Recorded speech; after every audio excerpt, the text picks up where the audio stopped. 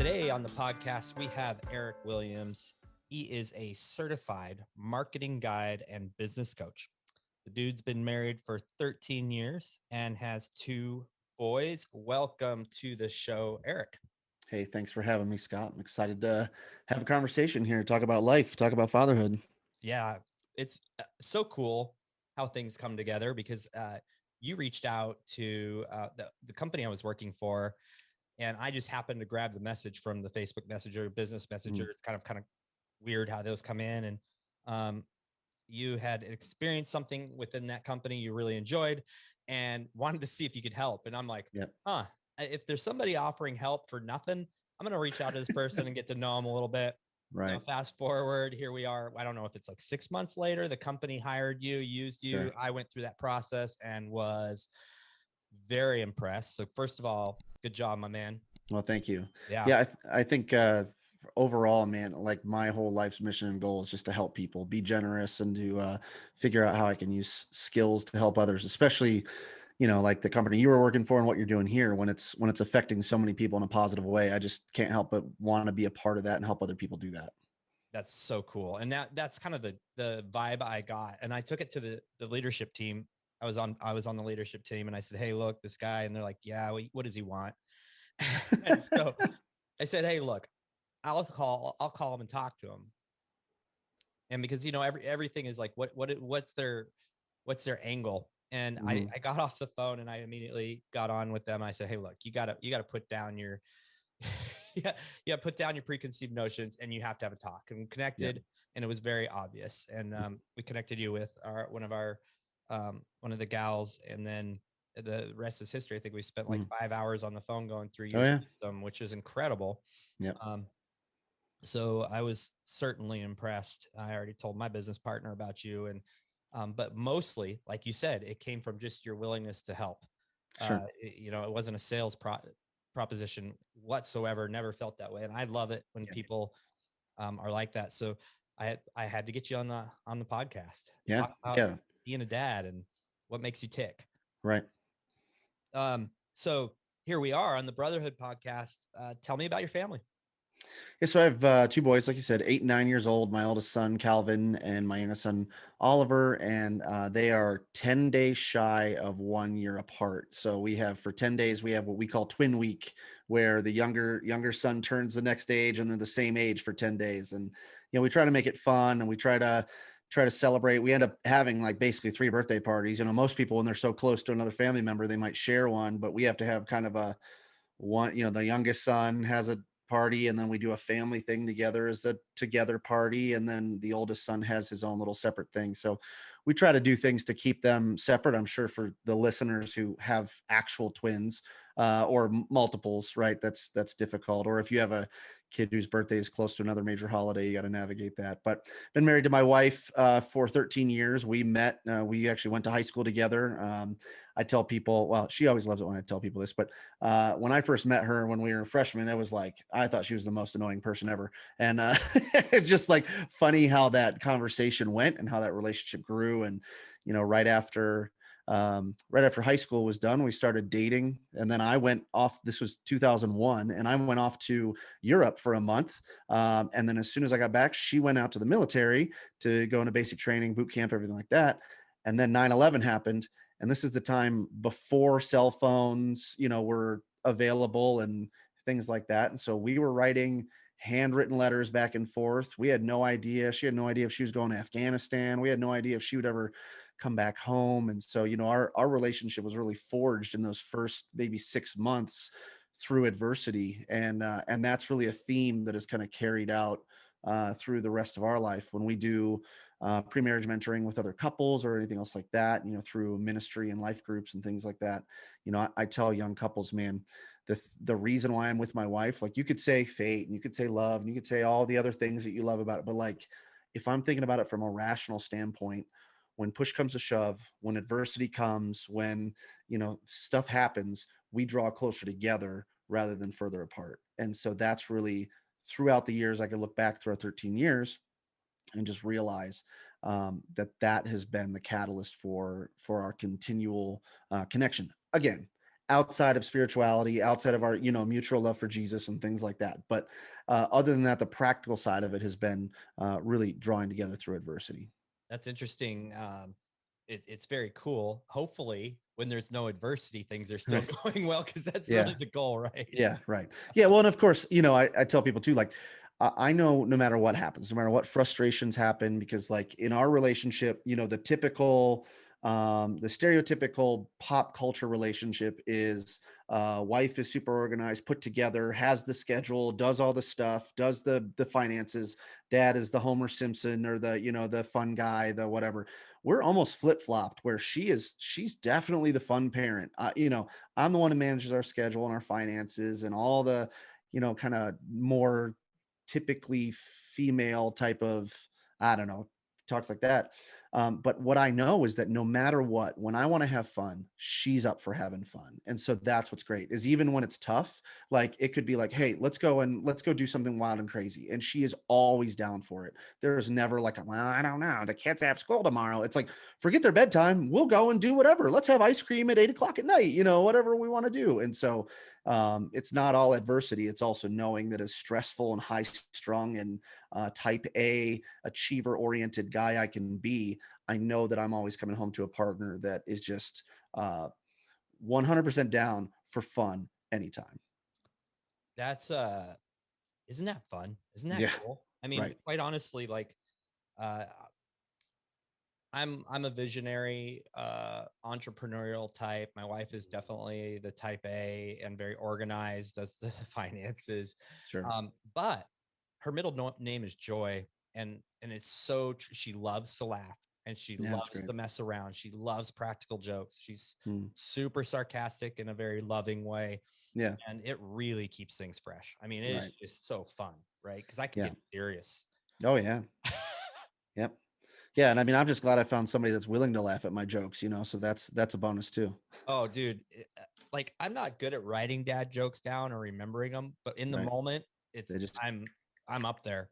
yep. My I kids, gotcha. my boys, I have boys too. They're a little older, but oh my gosh, they hate it. They're just like, Yeah. oh my, that is the stupidest thing ever. I'm like, it's Yep. so good. My wife gets it and she thinks it's awesome. That's right. It just gives So me life. yeah, yeah, yeah. So just some things that make us tick, I guess. Mhm. So adversity, we were talking earlier just before we started recording, and you've really kind of been through the ringer with some things that might put some other parents maybe over the edge. But I Yeah. also think as people listen to your story, there's gonna be a lot of relating going on. Sure. Um, Early in the podcast years, I had a guest, a friend of mine, Jason Rule, on, and he had a son with a congenital heart. I think it was a congenital heart thing, and Mhm. early years were really really tough and a little different. But your story, it it started with your firstborn pretty heavy. So let's walk through that.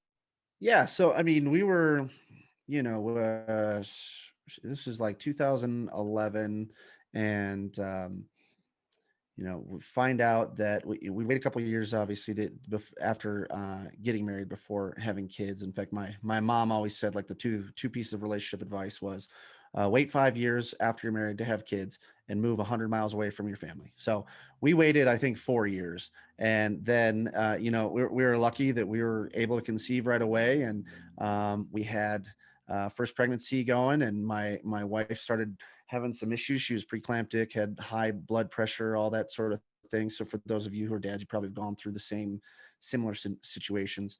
And then, 8 weeks or so before the due date, she's just not doing so well. And then about 6 weeks out, I remember I was transitioning jobs. I was switching from one job to another, and I was literally like my last day on the job was a Friday, and I was starting my new job on Monday. And I worked at a local YMCA is where I was at the time, and I was playing basketball with some of the guys. It's kind of last day stuff, whatever. And then I'm in the locker room taking a shower, getting ready to actually go to work. And when the maintenance guys comes in, and he comes into the shower and he goes, Eric, are you back here? Yeah, your cell phone's been going crazy. We answered it. It's your wife. She's at the hospital. She's in labor. And I was like, this is still 6 weeks out. I had no expectation, for those of you who are like, my insurance was ending and then starting on Monday, and so it's Oh my like, gosh. you're thinking through what's going to happen. And so, of course, I realized, well, there's no sense in panicking now. So I finished my shower, got dressed, went down to the hospital. Turns out our son was born 6 weeks premature. Everything was great. Just that he was preemie. He had to go to the NICU right away. We were going to be good. All the same things that come with a premature baby. And then, this is October-ish. It's starting to get close to Thanksgiving. It's 4 weeks or so, and we're going for the key markers that you go for with a premature baby. Needs to be a certain weight, needs to be able to eat on their own before we can let them out of the hospital. Okay, so we knew we had goals. We're working with this little guy, and just, I mean, so tiny in his little bed there. And then around Thanksgiving, they said, he's just not eating well on his own. He's not latching. He's not taking a bottle, not any of that kind of stuff. So he's still on the feeding tube. We're gonna do a CT scan of his head. Okay, great. No big deal. No big deal. It's probably just a developmental issue. Um, Turns out we're there over the Thanksgiving holiday, and we get contacted by the neurologist and said, CT scan came back and it looks like your son suffered a category 4 brain hemorrhage when he was in utero, in the womb. And of course, I don't know anything. I have no idea what this means, and they're walking through, and apparently we have 4 ventricles in our brains, 4 pockets, kind of in our brains. And a category 4 means that fluid had filled all 4 of those areas of his brain while he was still developing. We have no idea what caused it. Of course, that causes all kinds of mommy guilt for my wife, thinking, oh, the one time that I kind of slipped a little bit, the one time I did this, was that it? Was it all of the things that happen? And then, as a dad, I'm sitting here trying to process my own emotion at the same time, trying to keep my wife from going down the rabbit trail of anxiety and things that could be on her plate. And as this ventricle has been filled up, as the fluid, which we believe was blood, starts to recede away, it takes chunks of brain matter with it. And so when we see the CT scan and this MRI, or whatever the imagery is, you look at a typical brain and it's got these kind of X-shaped 4 ventricles. You zoom in and it's all just gray matter. On Calvin's brain, there were these little holes like Swiss cheese. So basically, blood had filled these areas, and as it receded, started to eat away at the brain matter. And so all kinds of other syndromes that they mentioned off, things like that come along with it. But essentially, we're over the Thanksgiving holiday being told by our doctor, hey, you just need to prepare. He may never walk. He may never talk. He probably won't hold a job. He probably won't get married. Like, you're going to have to prepare for a life of 24-hour care with him. And man, Scott, like, that weekend, I mean, that was a funeral. We were, paint the picture here. He's also in the NICU. We're at home. So we're like driving every day. I'm driving every day. My wife still can't drive because she's dealing with all her postpartum, high blood pressure stuff going on. She's still not even able to drive because of the medication they got her on. I'm driving her every day, dropping her off at the NICU. I'm going to work, coming back and picking her up. And then we're just going home and we're crying about this. It's just thinking through how joyous this is supposed to be. We're looking at an empty nursery with no baby. We're looking at an empty crib, all the things that we had bought, waiting for the coming home, and just thinking like, it's and I don't mean to make light of this for anybody else, but we thought it was like stillbirth almost. We're Yeah. bringing home a doomed child. And at some point, I remember it was it was the Sunday afternoon, after the Thanksgiving thing had happened. It'd been 3 or 4 days. And I just remember we looked at each other and we said, okay, we're done. We're done with the funeral. The funeral's over.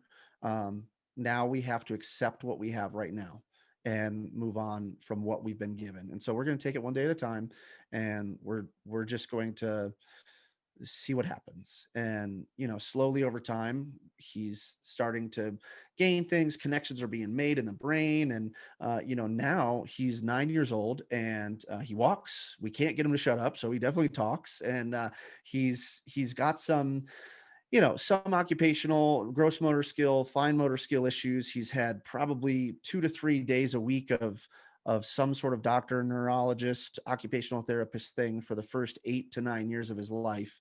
But from the outside, you wouldn't tell anything is wrong, except he's kind of a skinny, undersized 9-year-old kid. Wow. So you, especially with the first kid, when you just kind of have this idea that everything's perfect. Right. I'm going to have this cute little baby. He's going to be Hmm. healthy and he's going to develop like everybody expects him to. So I'm sure that there was some stages of, um, like, I mean, denial. There was stages Hmm. of grief. I mean, you said you kind of had your own little, I don't remember what you said, but Funeral. We had a yeah, funeral. yeah. So how long do you think, looking back, like how long was it really dark for you guys? Well, I'll just say, and I'm sure people that are grieving with things and going through things and have um, constant medical issues, whether themselves or with their kids, like the grief never really goes away.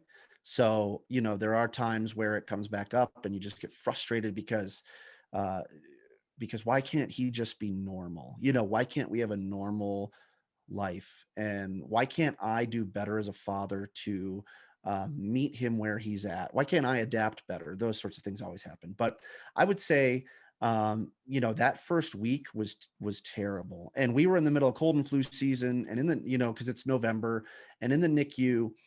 They weren't allowing at that time. They weren't allowing any visitors other than parents and grandparents. And we had a couple from our church that was older than us. That he was actually a coworker of mine, and we were working together, and he and his wife were able to sneak past security. I don't know if they thought they were grandparents or what. They just kind of came up to the window and said, "We're here to see, the Williams family." And they might have looked like grandparents. I always tease them about it, like maybe you guys look like grandparents. So they came back, and I had known that you know 15 years earlier they had lost their first child. Their daughter had uh, a form of cancer and died, I think, before she was 2 or 3. And they were praying for us, they were praying over Calvin. And I remember them saying to us, "Hey, we have been struggling for the last dozen or so years as to why this happened to us." And says, "But we realized that God put us through that experience so that way we could be there for people like you."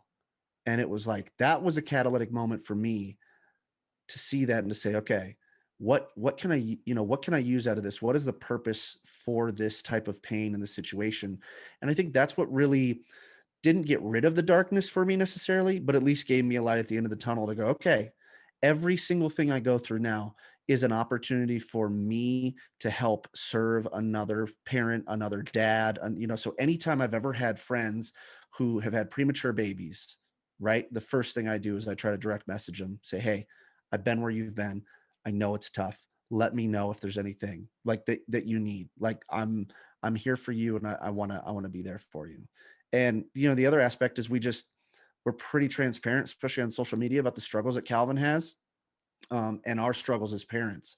And so whether you have a child that has, diabetes or something else where they're just constantly taking medicine, you're constantly worrying about whether or not their blood sugar is going to be okay, or they're going to wake up in the morning, or how you're going to pay your medical bills. Like, I don't know exactly what you're going through, but I know what you're going through. And so, how can I help provide hope for younger parents, or even parents that are going through this right now that just can't see a way out of it?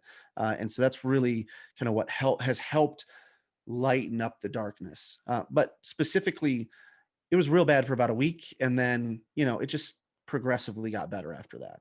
Yeah, yeah, yeah. I can't even imagine. I mean, my kids were healthy, but I have a lot of friends and acquaintances that have gone through some real amazing hardships, Yeah, real incredibly hard things. yeah, And the one thing that seems to be the people that rise above are ones that kind of embrace it the way you did. Is like, we're going to use this experience to help others. sure, Yeah.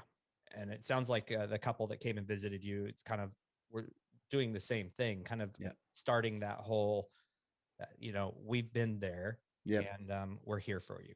And it was really, I guess it was a gut check for me to know that, like, they were, and I can't really remember, but at 12 to 15 years past the death of their daughter, and still talking about it to that point. It was like it was yesterday. It was like they were in the room with us, and they were grieving at the same time. And you're going, okay. And that also helped set my expectations. I'm like, I'm never going to get over this. Like it's never going to be like great. Or I should say it's never going to be done and where I'm not thinking about it, or I shouldn't set that expectation for myself, but more so thinking through and going like, okay, this is a part of my life in the same way as like my arms are a part of my life. You know, you can't deny it. You forget it's there sometimes, but you can't deny it. And so let's move forward accepting that. Yeah, that's awesome. I have more to talk about on that later, but Okay. I have some questions about that. Sure. When um, as as a man, so many times men really kind of have their identity in some things, the kids being one of them, Oh yeah. their job the other one. You know, it's a mistaken identity, but it's absolutely the norm. Did that kind of wreak havoc on you having this child that wasn't the norm, Mm-hmm. and how do you Yeah. deal with that today? It's tough because, like I said, we have two children, two boys, and we have people ask us all the time if they're twins because they look exactly they're basically the same. And one is what you would call the terminology is neurotypical, which would be normal, right? And then the other one is on the autism spectrum and has all kinds of issues and ADHD and everything that's a manifest from his brain injury. And so, for me, my children are a reflection of me. And that's not always healthy, right? Like, but I feel that my children are a reflection of me. The way they act is a reflection of my parenting, in the same way as like my job title or how much money I make is a reflection of how manly I am.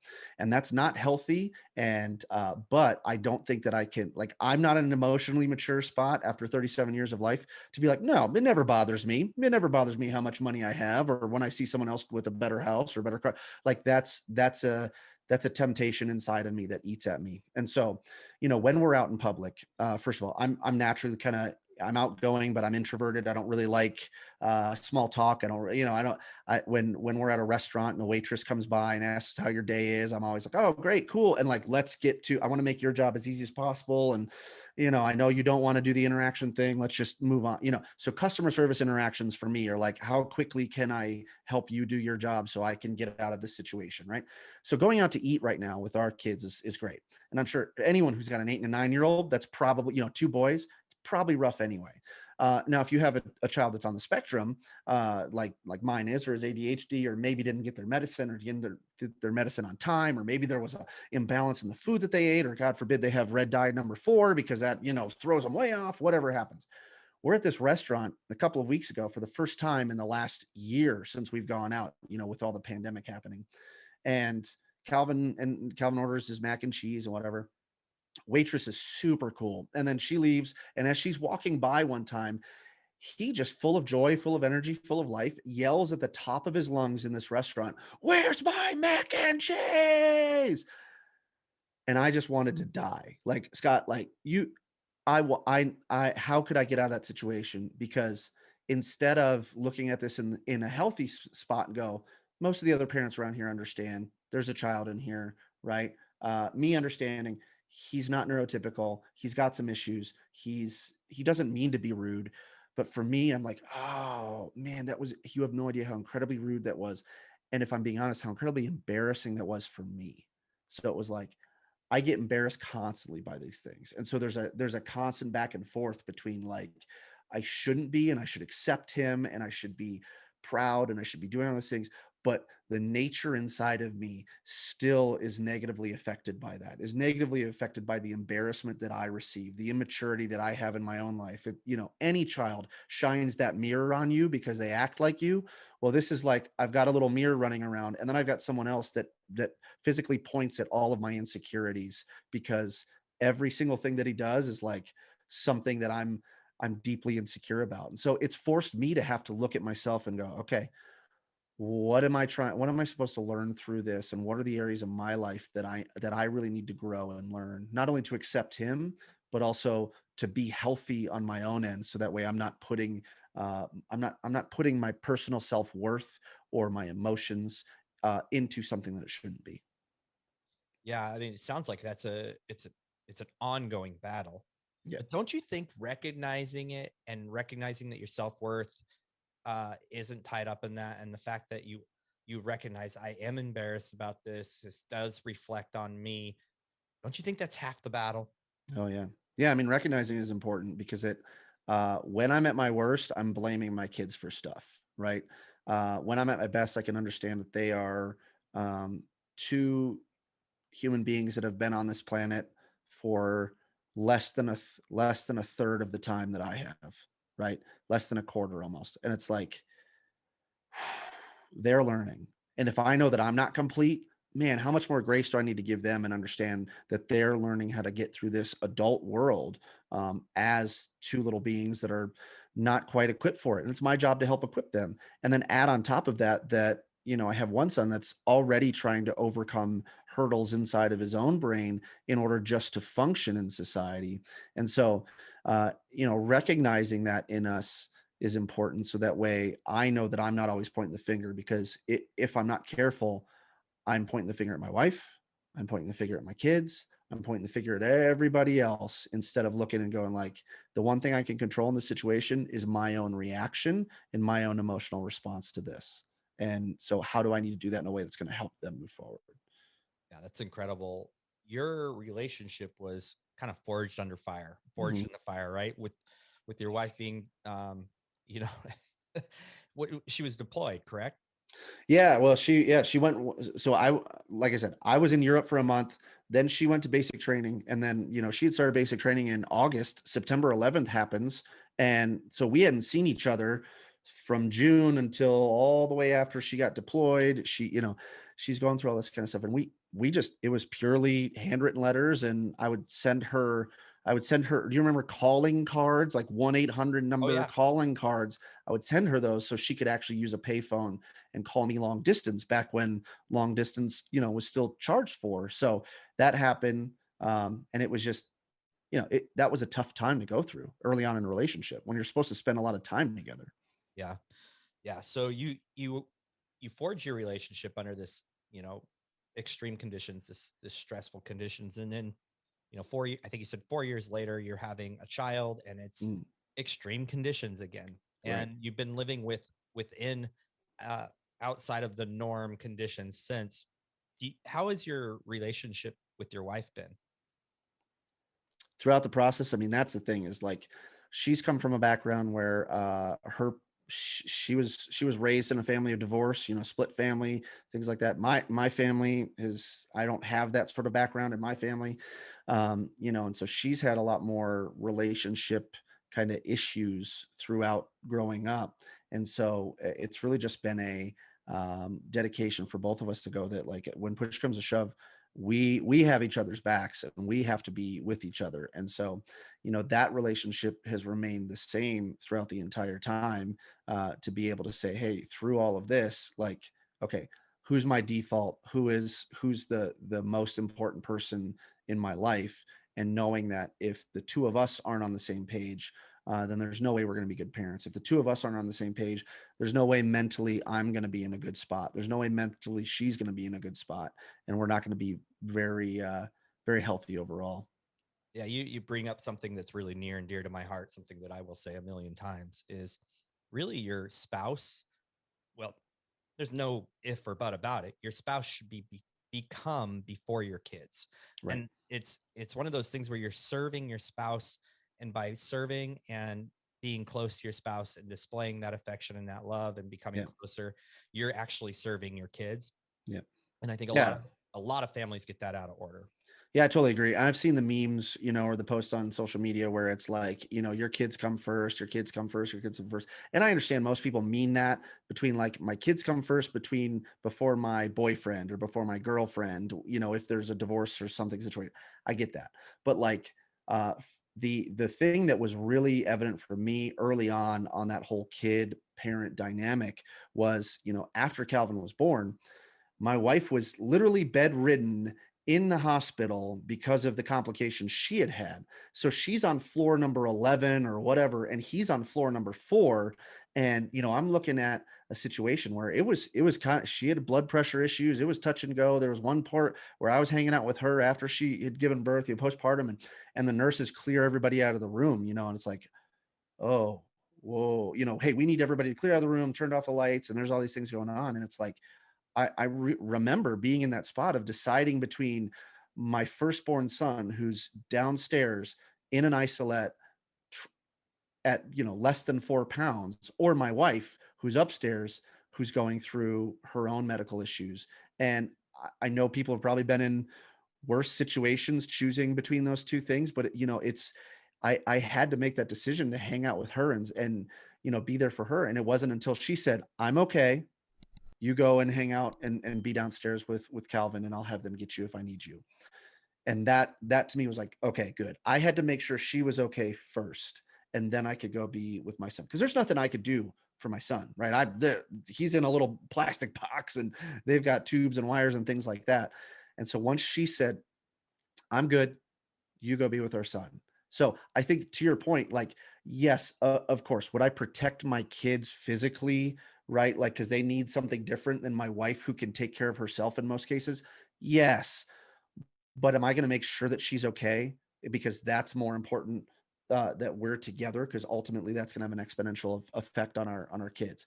Yeah. So I think I agree with you totally. Husbands, you need to look out and go, make sure you and your wives are first. Don't try to build up a relationship with your kids. It's more important than one with your wife. Yeah, and so frequently, you know, kids go off to college and parents just get to, Right. they break up, they Yep. divorce, and it's, you know what, people, it's just as tragic for them at that time as it is when Right. they're young. And the the main thing there is they've made everything their kids, and then their kids go away and they're like, well, who is this person in their house, and they're just bugging the hell out of me. Right. um Yep. so as a parent of a child that has a lot of needs and attention, how do you and your wife balance romance, balance dating, balance making sure that the right thing stays the right thing? Yeah, that's a good question. We like to, like I said, she likes to have fun. And so we try to find things that we can have fun as a family, where we can adventure together. So we live in Albuquerque, New Mexico. We're within a 4 mile drive of basically any sort of wilderness type of terrain, except for ocean beach situation. So since moving out here, every weekend, we're trying to go on hikes in the summer and in the fall. We're trying to go to see something that we've never seen before, have those experiences. In the winter now, we ski. And so, like, it's been amazing to see Calvin grow from a spot where, like, he couldn't even stand up on skis to now he's skiing pretty proficiently. But in all of that, the drives in the car are what's like super valuable for my wife and I, because the kids get their tablets, they get their headphones on, we sit and we talk about things, and we could do that. This last year has been difficult because of the pandemic, and because, where I'm at, you can't go to a restaurant, or at least you couldn't for a long period of time. Babysitting was out of the question, stuff like that. So trying to find outdoor activities, again, making the best of it. It's easy to fall into the typical, especially if you're like involved in church, or the Christian mentality of like, well, you got to go on a date night once a week. It's like, the last year that was just impossible. That just wasn't happening, right? So we say, what do we have? What can we do? And we're going to go out on adventures. We're going to steal time away that we can, just her and I, whether that's in the front seat, literally in the front seat, just talking about things, or whether that's like, hey, they're playing in the river, they're over there in the waterfall, and we're just going to be standing here talking, stealing away some of those times. After bedtime, same type of thing, put the kids to bed and then focus on each other, to try and keep the relationship strong. No excuse. There's no Right. excuses. Where Right. there's a will, there's a way. Right. If People. you're only connecting because, like, we didn't go on a date to a restaurant, and that's the only time we could do date night. It's like, that's lazy. Stop it. Find something else to do. Just recorded a podcast, I think yesterday or the day before, and we were talking about the fact that dates don't have to cost a lot. They Right. just don't. I used to get so upset. I'm like, I can't afford this. These Hmm. guys are taking their wives out every week. I'm like, wait a minute. When I was 16 and courting my wife, I mean, Right. like, I didn't need a lot of money. I was Right. driving her around. We were hanging out. We were going for walks. We were doing, these things. I would have loved to have parked. So what am I going to do now? I'm going to drive around. I'm going to find a place to park, talk, make out. Like, Hmm. there's no Yeah. excuse. Yeah. Yeah, just think about, like, for most of us, like, think about the hours you spent just at the mall, not spending money, walking around with your girlfriend. And it's like, okay, or whatever else you would do, just hanging out. And so I think that's the other thing too, is like, we're trying to get outside, we're trying to go on walks, we're trying to do any of that stuff. And just because you have kids around, find times and areas where they could be occupied by something. Like you said, for us, they only get their tablets when they're in their car. We put them in the car, they get the headphones on, and we can chat. Once they go to bed, we make bedtime early on purpose, and we hang out after that. Yeah, those are really practical tools and tips. So, Right. what are some other struggles being a, you've got these boys that are so close in age. And I mean, Yep. that's one thing, but now they're probably really quite different. Yeah, but they're great friends. So that's great. They got a built-in friend, right? We have an extra bedroom in the house where they can both be in their own bedrooms, but they want to be in the same bedroom. So it's like, okay, great. They don't want their own bedroom. They love their bunk beds. They want to hang out together. If their aunt or their grandma is going to take one of them, then that's like the end of the world. They don't want to do anything separate from each other. They want to be together all the time, which is great. At the same time, it's terrible because they're just at each other's throats. And I mean, you know how it can be with brothers or siblings. Um, but the difficulty for us is, we've always said if we only had one of them, we would never know any different, right? Because we would either have a non-neurotypical child who's on the spectrum, who's got all these issues, who's blah, blah, blah, blah, and that's just our life, and that's just what we know. But we have another child that is almost a carbon copy as far as age and stage of development, who is neurotypical. And in fact, not only is he neurotypical, he is probably more athletic, probably smarter, all of that, than his older brother.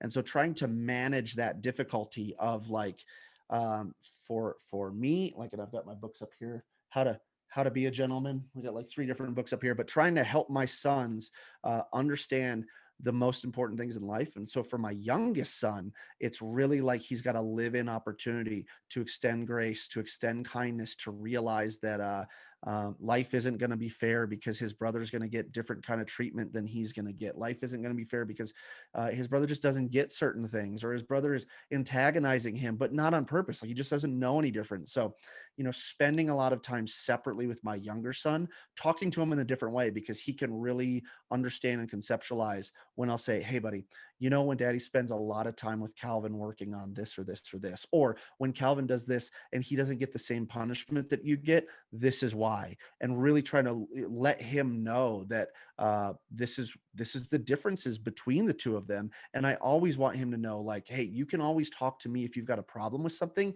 And if you start to get jealous and if you start to get upset, I need you to know that I will always take care of you. And so we try to find ways where we don't you don't have favorites, but if you're not treating your kids differently, then I don't think that you're doing it right. In fact, I think Andy Stanley, pastor and theologian and whatever leadership guy, Andy Stanley said, your rigid parenting style will only work for one of your kids. And so you need to treat your kids differently. You need to parent them differently, and you need to adapt to what their needs are. And so for Calvin, his needs are different. For Oliver, his needs are different. Calvin is a spender. Every single time he gets money, he wants to spend it right away. We want to go to Target. He's going to buy Legos. He's going to do whatever. He will fixate on it. He will throw a fit. He will just he is like a 50-pound 3-year-old that is just like doesn't.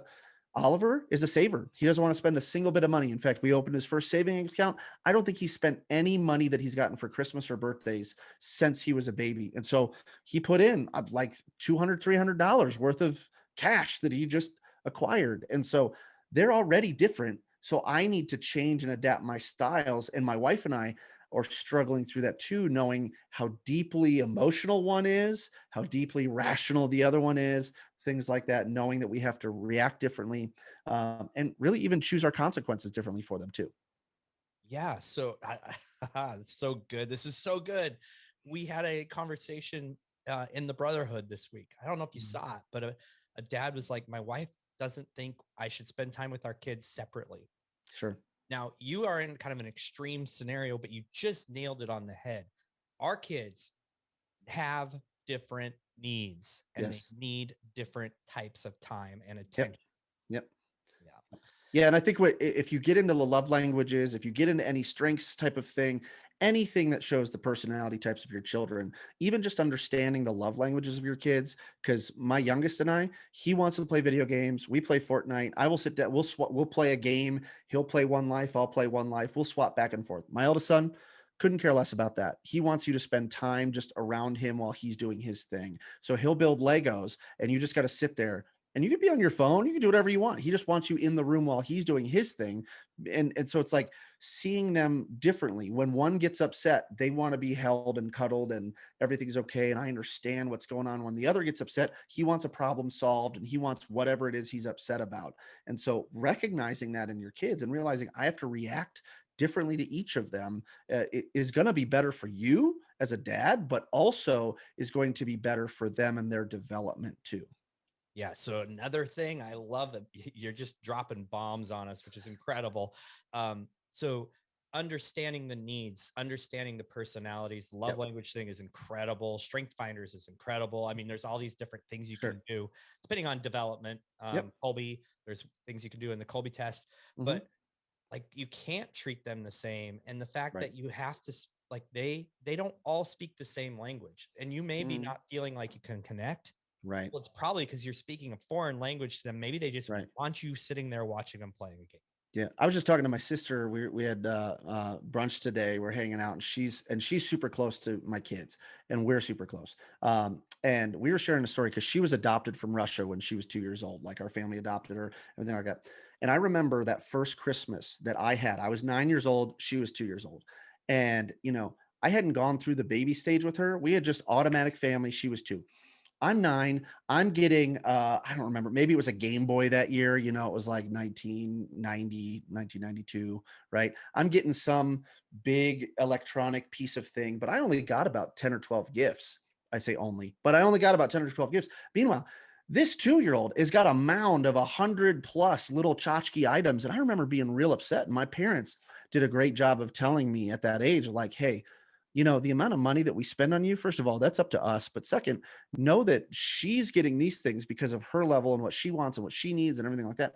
Your gifts are going to be different, and the things that you want you get. And so that has stuck with me for a while, and I have to pass it down to my kids and understand that Calvin would much rather have a $1 or a 10-cent piece of candy all the time, and Oliver doesn't want that as much. He wants bigger ticket items, shorter, times like that. And so even understanding that is different. And I was sharing with my sister how difficult it is for me at times to connect with my older son, because we're not as much alike. My younger son, it's easy. We're going to play video games. We're going to go outside and throw the ball. We're going to do something active.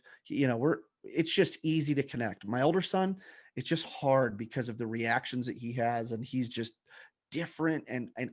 It's like it's like I don't know which button to press to get what it is that he wants or needs, right? It's like that communication gap that's there that for whatever reason, my wife and my sister are both great at with him, and I'm just terrible at it.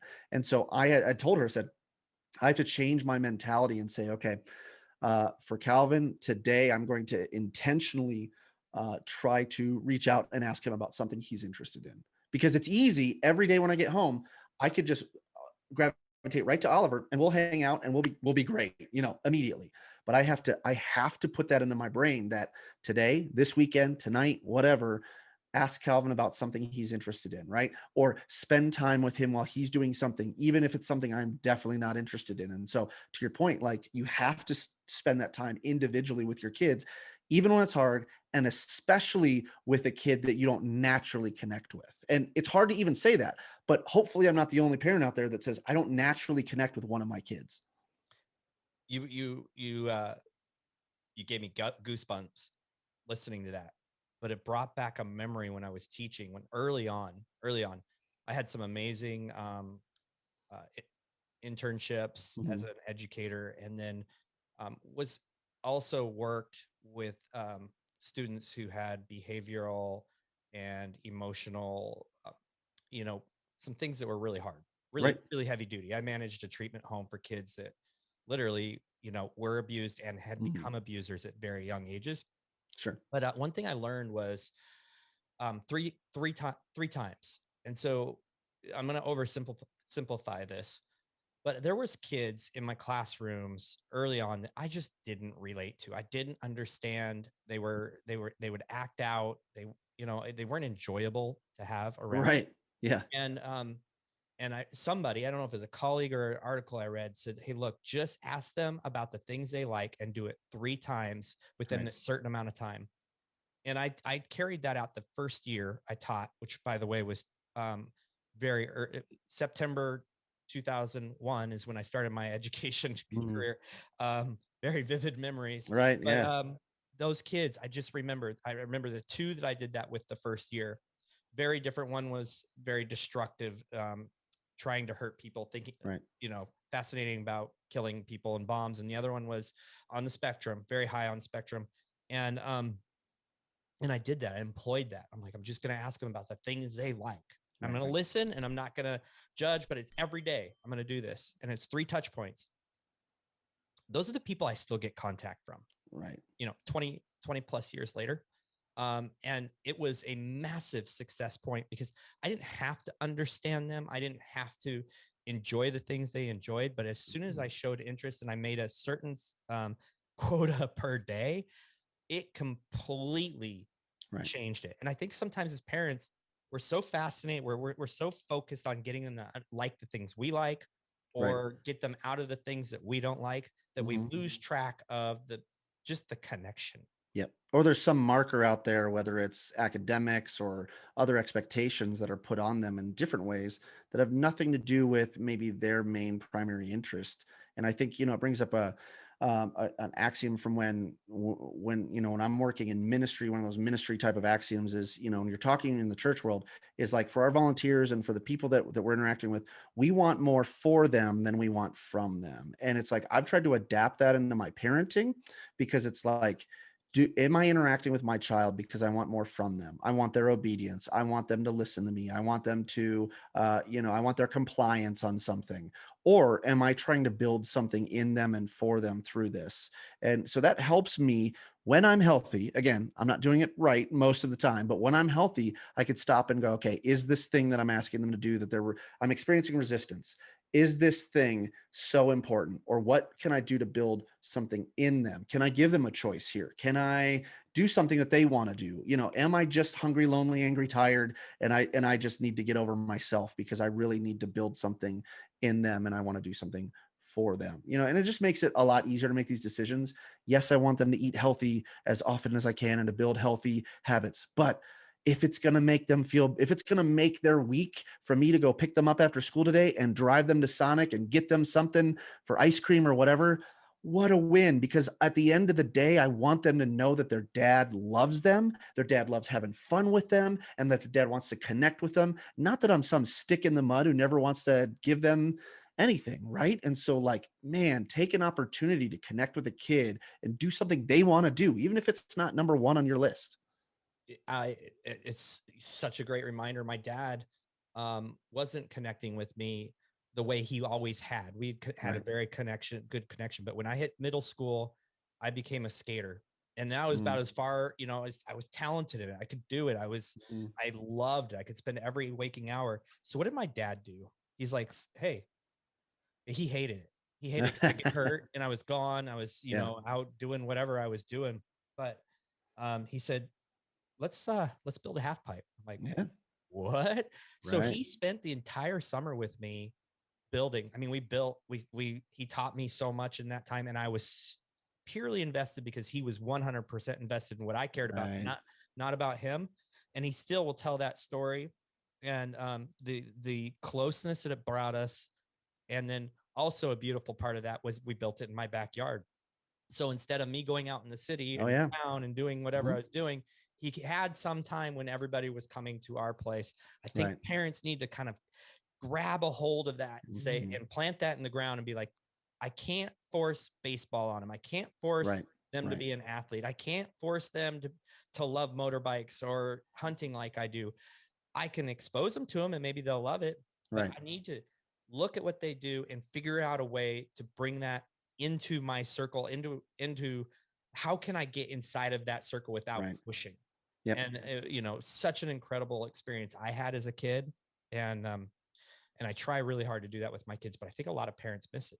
Yeah, and I think that's a great point too, because it's like you have to really think down to what's the core of what's important. And so it sounds like your dad understood connecting with you was the most important thing, keeping you in an environment where you were safe, where you were, what are those core values and those kind of tent poles he was putting in there? And the facade over the top was skating. or building, constructing a half pipe. And I think like trying to take a step back for me and go, okay, what is it that I'm trying to do here? What do I want out of my kids? And how do I, what are the things that I'm trying to build in them? And how can I accomplish that through whatever it is that we're doing? My dad was the same way, where like my mom and dad, especially in high school, which was key for us, they said, what do you want in the basement? We're going to get a bigger TV in the basement, right? Like, no, it wasn't like but like, we're going to make sure that the basement is going to look, is going to be the place where the kids want to hang out. They always had snacks in the house. And I didn't really care about it, but my friends always wanted to be there. It was like anytime friends were over, they would be willing to buy the pizza. They would be, because they thought if they made a fun environment for my friends to hang out at my house, then like you said, we weren't doing all of the other things. And the bonus was all of my friends loved my parents and they got a chance to influence my friends in a positive way. And I maintained a relationship that to this day, it's like my parents and I are tight. I could talk to them about anything. I could go to them for anything because I know that they have my best interests in heart. They trust me. They value me. They stepped into my area of life where, the things that I want to do, just like your dad going like, instead of saying, oh, dad thinks skating is terrible, so I probably can't even talk to him about this thing, right? Even feign interest. Or when your kid brings it up to you and goes like, hey, dad, I just did this kickflip. And you're like, I have no idea what a kickflip is. That's stupid. Instead of going, oh, kickflip, that sounds cool. What is it? Or can you show me? Right? Act dumb and let them tell you about it because they're going to get more excited and you're going to connect over it. Oh, and hey, here's another way to do some harm. Go watch them do a kick flip and then say, don't ever do that again. You're not going to be able to play basketball this month if you hurt yourself. Right. but uh, but my wife and I have discussed this a lot, is we want to make, like, it is our goal. Like when when our kids are bringing friends over, we will literally say, what do you want from the store? right. Yep. We'll go get it. It's not pressure. It's just there. So they go grab it. Mm-hmm. We're the same way. We're gonna order pizza. We're gonna go Right. Sonic right down the road. We'll do whatever. It's all about, if we can have them in here, we're Mm-hmm. inside of their world and we have touch. It's not Right. that we're controlling. It's not that we're manipulating. We're Right. just providing a safe place that can be fun. And you're using your resources in a positive way to parent. You're right. Because there's plenty of other things you can do with that money.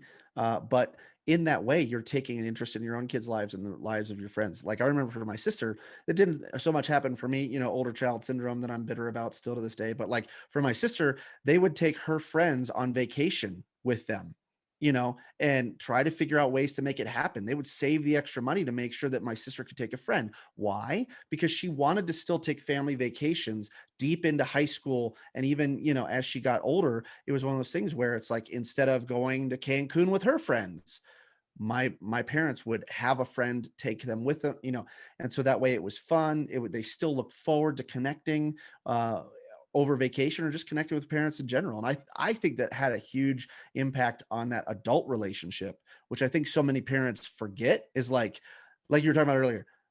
In 9 and 10 years, my kids will be 18. And so at some point they'll be out of the house. What are me and my wife going to do? At some point, my kids will be adults. And that means that they don't have to have a relationship with me because they're not under my house anymore, not under my rules, whatever.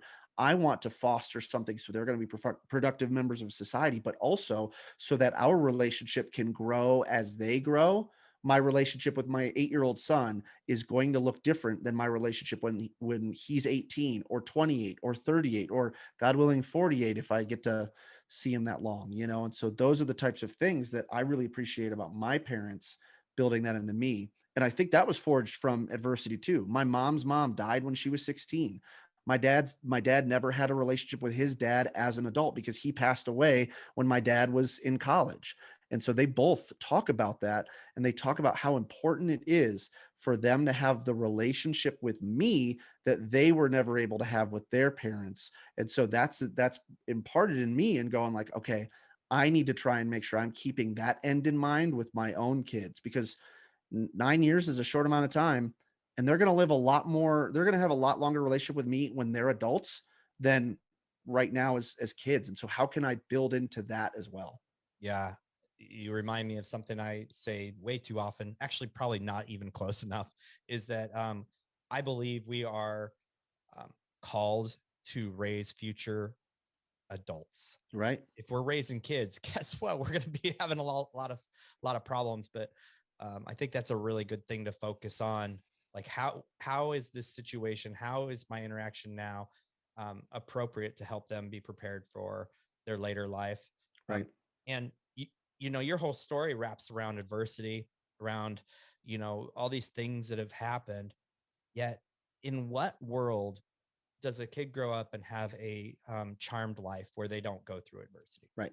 Exactly. My parents, the number one thing that my mom would say is she'd always, life isn't fair. The things I heard more often as a kid than anything else is life isn't fair. Suck it up. Those were like two things I heard all the time. Life isn't fair, poor baby, and suck it up, right? It was those things that were just imparted on me. It was always have a plan B. She would always tell me, always have a plan B. And then every time something bad would happen, we would go, okay, what is it that we can't change? And what is it that we can do? And how can we move forward? And, to this day, she'll turn 70 this year. Last year, she was diagnosed with terminal cancer in the gallbladder that is metastasized all over the place.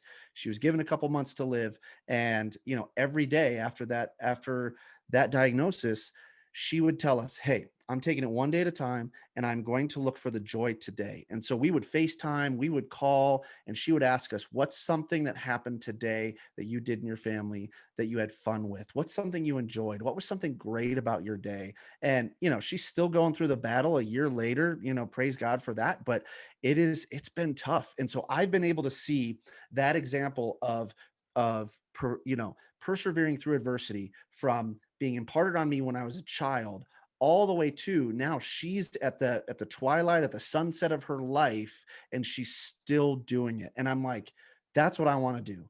I want to make sure that I am setting a great example for my kids at 37, at 77, at 97. I want to make sure that they know from the time that the earliest memory until now, that there are things that they've been imparted in them by their parents, and we believe it and we live it out. And it's not just something you say to get them from 5 years old to 18 years old and graduated and out of the house. Yeah, that's incredible. I don't even know what to say. It's awesome. um, I think, well, I know a lot of men struggle with what they should do and when they should do it and how they should do it with their kids. Hmm. And I feel like we just laid out a blueprint, Hmm. like a North Star to how to make decisions on what you're doing with your kids and how when you're doing it with them. Now Right. we haven't discussed discipline Sure. or Right. Right. these other things. Um, but it's obvious to me you and your wife are faith-based. Hmm. Um, how has that played a role? And at the risk of turning people off who don't believe in that, Sure. whatever, that's your problem. But how has that played a role? How's that played a role in your marriage and in raising kids? Yeah, I mean, just thinking through the perseverance side, my favorite book of the Bible, my favorite letter is James. I love reading what James has to say. And for those of you that don't know, he's the half brother of Jesus. Jesus had to do so many things to prove to his half brother that he was divine. Like, what would your brother have to do to you to prove that he was God on earth, right? And James actually led the early church right after Jesus was gone. And so his letter that he writes to that early church, this early church was being persecuted to the point where, Paul, another guy in the Bible, had to go around the rim of the Mediterranean to collect money from other non-Jewish Christians, like other new convert, to try and give it to this early church group of persecuted Jewish Christian believers. And he says it very early on in his message. He says, when you are facing trials and troubles, use it as an opportunity for great joy, which I'm like, okay, that seems kind of stupid, but it's because he's saying it's building faith in you. It's building this endurance of faith in you. And so for us, that has been a very important scripture for us to keep looking back on and go, okay, when trials come, and, not to get too like Greek nerdy on it, but like the word for it means like surprise attack, like you were attacked from the outside. Other Greek literature would say somebody being attacked by robbers. And that's how I feel when these trials and troubled times come up. I feel like I'm literally being caught blindsided. So he says that. And then he says, when that happens, use it as an opportunity to build endurance for your faith. And so it always gives me a purpose and it always gives me a direction for what these things are doing. Now, again, I'm type A, I'm an achiever type, all those sorts of things. And so it's like, of course, that's natural for me when something happens to go, okay, what are we going to do about it? What are we going to do about it? What are we going to do about it? And I love that the scriptures give us that blueprint for, okay, this is going to build endurance in you. This is basically an exercise. This is working out for your faith muscle. And the only way you can work out a muscle to make it get bigger is through pain, is through testing it, is through trying it, through going through the treadmill, through going through the ringer. And so when my wife and I we get in these situations, we have to look at each other and we go, okay, this this sucks, right? This sucks. In the same way as running a marathon sucks, as running 5 miles sucks, as lifting weights sucks, and say, this is an opportunity for us to grow. And so what does God want to teach us through this? And so over the past year, I mean, my wife has handled so much. Both of her grandparents passed away last year through COVID. One of them actually had COVID. The other one had cancer. Nobody could be around her when she passed because of COVID. We couldn't fly back for any funerals. So these two people that raised her practically pass away, and she's losing them. My mom is going through terminal cancer, and it's like we've gone through the ringer, and yet we keep looking at our lives. We go, how blessed are we that 9 years ago we were in a hospital room and a doctor, stethoscope, got his clipboard, real smart guy, tells us your son may never walk. He may never talk. He may never, and we're looking at this little ball of energy running around and, reminding us one to look at all the blessings and all the great things we have in our lives and all the things that we have that we didn't deserve anyway. And then looking at the other side and saying, what we're going through right now, as bad as it is, how is that going to help us overcome to the next time? So looking back and thinking, there was a husband and wife who lost their child 12 years ago that are using that pain to help minister to us. Okay, this situation right now, what are we going to do? Who can we have our eyes open to look to others to say, how can I say, I've been there and I see you and I see the pain that you're going through and I see the struggle you're going through, and how can I help? That's awesome. It's awesome. It's almost the running into the pain or leaning into it, leaning Yep. into the trials. I think that's what I think that's what James was saying, right? Like Mhm. just lean into it. Like Yep. this is this is going to be painful. It's going to be hard. Like Mhm. consider it joy. I'm Consider pretty sure joy. that's what it says. Consider it And joy. I hate that. I want you to know I hate that because it feels so condescending and so like unsensitive. But at the same time, if I could stop and focus on like what my mom was doing, like what are the joyous situations that happen for your life today? Or I know that I dig myself out of depressive situations, out of stressful situations, out of anger situations by looking out to see who else I can help. And so when I look and I go, okay, that's a trial.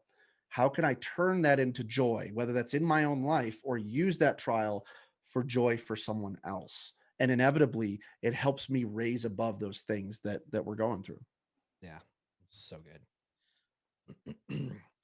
And I mean, and you have to look at things that way. If you have I mean, you have a child who just by nature of the neurological damage and the Mm, other things who is going to be quote unquote difficult because right, he's not normal right, by society standards, and every time it embarrasses you, that's a hmm, trial. right, yeah. Right. And it's almost like theologically, this isn't really where I'm at, but it's almost like God is going, you want to improve? Here's an opportunity to improve.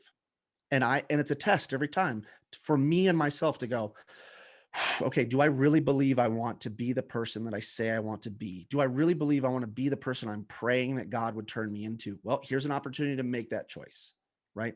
Here's an opportunity to choose joy. Here's an opportunity to maybe talk to that waitress and say, hey, my son's on the spectrum.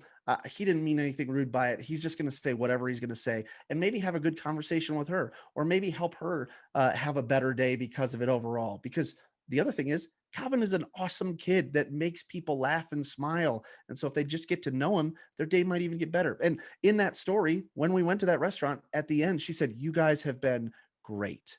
Thank you. And I was like, I've never been thanked by a server for being great. And so those are the types of things of turning it into making someone else's day better. Yeah. Yeah. That's those situations where every situation is an opportunity for growth Mhm. if you seize it, right?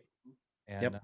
yeah, that's Really And I cool. would look at on the pain side, because you were asking about faith. And I think without faith, if I were to look that way, there's no purpose for what we're going through, because it doesn't make sense otherwise. It doesn't make sense otherwise. And I also have a confidence that, um, although I pray for miracles, I pray for God to intervene in these different ways. I know that even if he doesn't answer my prayer the way I want him to, that God will never waste a pain on situations. He is always going to use those situations for good in some way. And it may not look like the way that I want it, or more importantly, when I want it. But if I can look forward and say, hey, this is why I'm able to move through. This is why our family is able to move through. This is why, regardless of what else is going on around us, we could take a step forward. We may be battered, we may be bruised, we may, take a couple steps back, but at the end of the day, we're going to stand up and move forward because we know that God is going to use this situation for good, either in my lifetime or the next. Wow. Well, Eric, thank you so much for sharing your story, man. I know that there's a lot of fathers out there, parents out there who are going through really tough things and Mhm. need to know they're not alone. Not alone. This is not an isolated journey. All you need to do is kind of open your mind, open your ears, and listen. There's people going through just as bad and worse things, no matter how bad yours is. Mhm. You're not in it alone, and there's opportunity for growth in every situation. Thank you Yep. so much for sharing your story, man. Thank you. Yeah, thanks for having me on. Yeah. Thank you guys for listening. Have a great day.